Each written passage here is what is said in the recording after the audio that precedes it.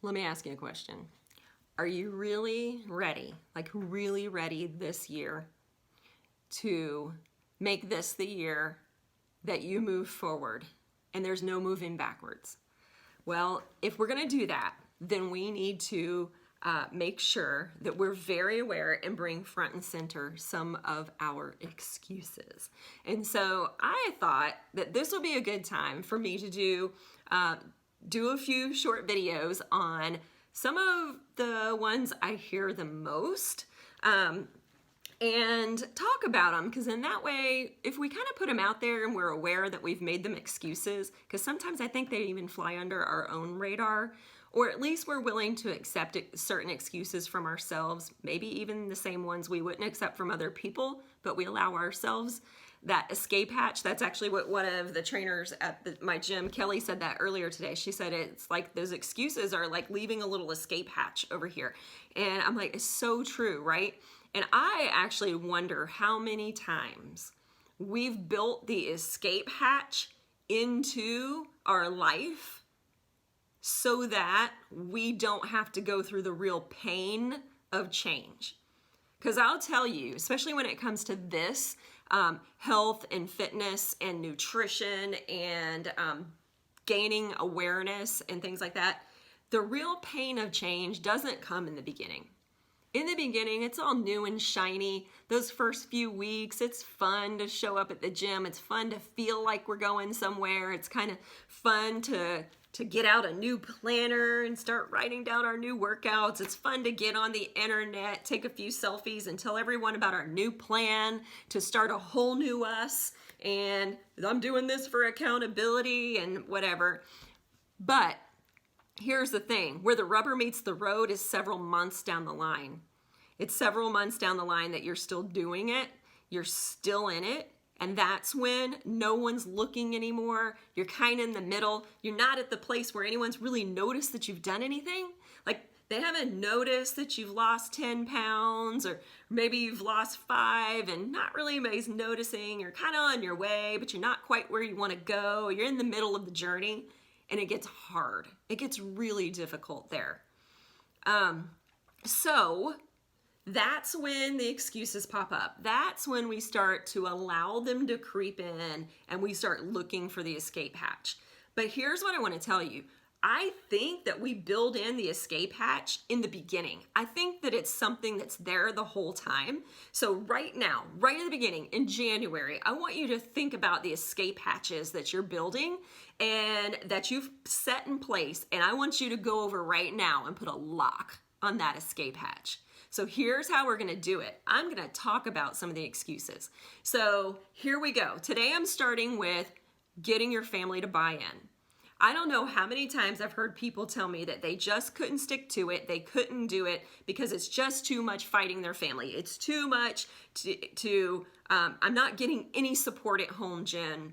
And I get that. I hear you. And I hear it. But at the same time, I also want us to say, okay, take a minute and see if any of that belongs to us. See if any of that is of our doing. And maybe some of it isn't. Maybe it isn't. And maybe you're just living with someone who doesn't want to support you. That is a completely different category. That is not what I'm talking about today. But then there's a whole bunch of us that I'm very much willing to guess. The reason we don't get much buy-in, the reason we get the side eye from our family when we come in and say we're starting a new routine, right? We're going to start this new habit. I'm like my sugar detoxers. I guarantee there was some of them that went in and they told their family, I'm cleaning out the fridge. We're going to get rid of all of these things. We just have been doing this for the last 2 weeks. And the whole family just kind of rolled their eyes. Whether they did it physically or they just did it inside, they did because they're like, oh, here she goes again. Oh, here we go. It's January again, right? How much of that attitude that we get from our families is actually of our doing? How much of it has been because we haven't stuck to it in the past? And I just think if we owned some of that it would get us a little bit farther down the road. Like if we gave the people around us some grace and say the eye rolls and the not buying in isn't necessarily because they don't want to. It's not because they don't care about me. It's just because they've watched me do this for the last 10, 20 years.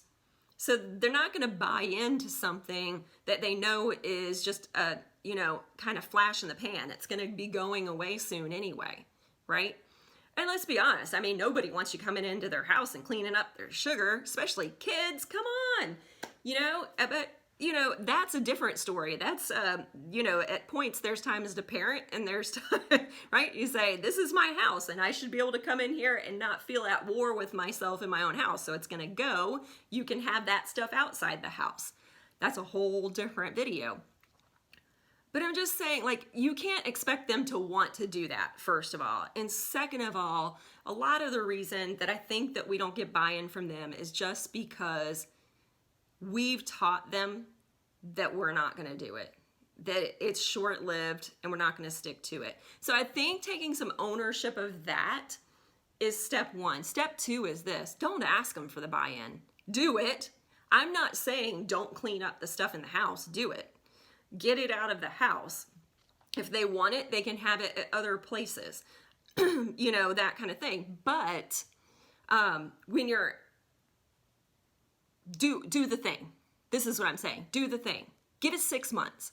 Do it for 6 months. Like if you've decided, oh, I'm doing a sugar detox, well, stay off sugar for like 6 months before you expect the people around you to believe that you might actually be doing this.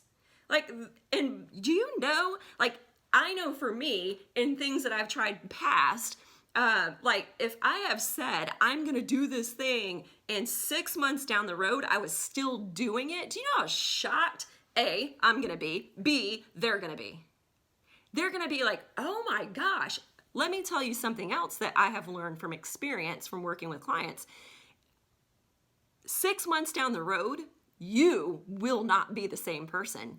You will be a different person. I have had husbands literally tell me they got their wife back. I have had husbands tell me, I had one, he told me his wife, like the best thing he's had about her going and doing some of the things she's done at the gym and her nutrition and stuff is she no longer has a negative attitude.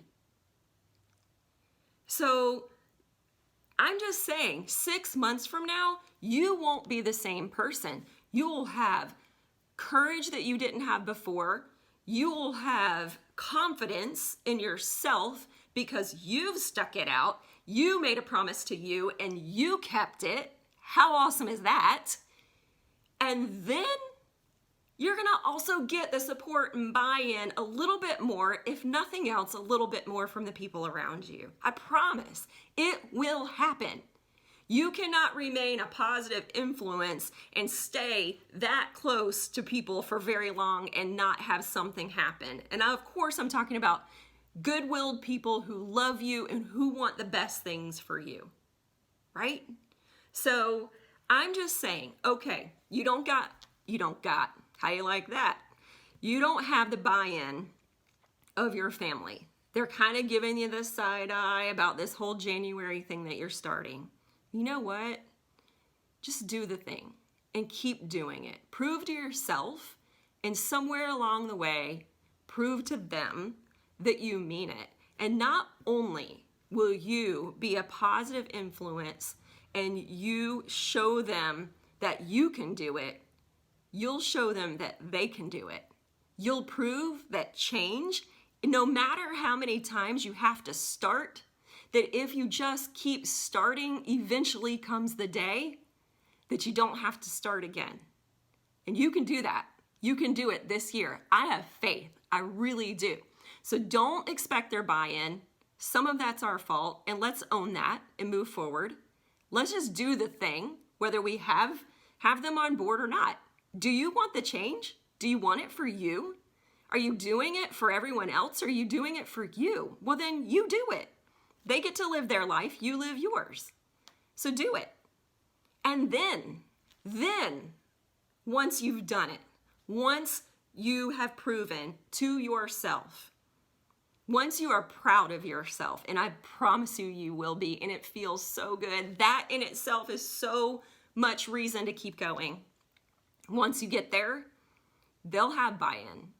And maybe it'll take a really long time for you to realize the influence that you had, but I promise you that you do. I promise that they're watching your healthy habits. And the healthiest habit of all is the mental capacity to overcome what you're overcoming. So go do it.